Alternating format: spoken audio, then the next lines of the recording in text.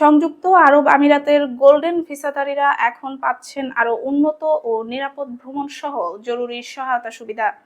UAE এর পররাষ্ট্র মন্ত্রণালয় সম্প্রতি 4টি নতুন সেবা চালু করেছে, যা গোল্ডেন ভিসা প্রাপ্তদের এবং তাদের পরিবারের জন্য বিদেশে অবস্থানকালে অগ্রাধিকারমূলক সহায়তা নিশ্চিত করবে।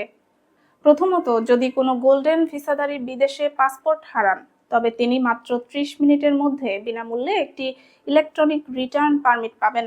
এই পারমিটের মাধ্যমে তারা দ্রুত ও নিরাপদে ইউএইতে ফিরে আসতে পারেন।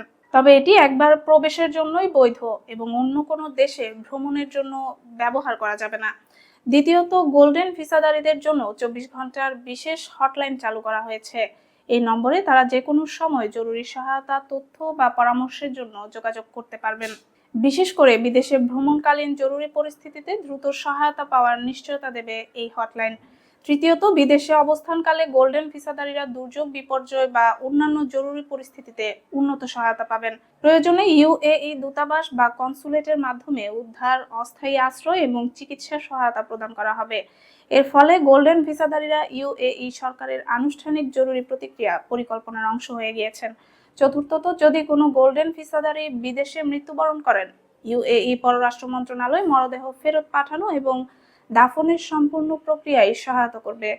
এই ব্যবস্থার মাধ্যমে আইনি ও প্রশাসনিক প্রক্রিয়া সহজ হবে এবং পরিবার দ্রুত সহায়তা পাবে।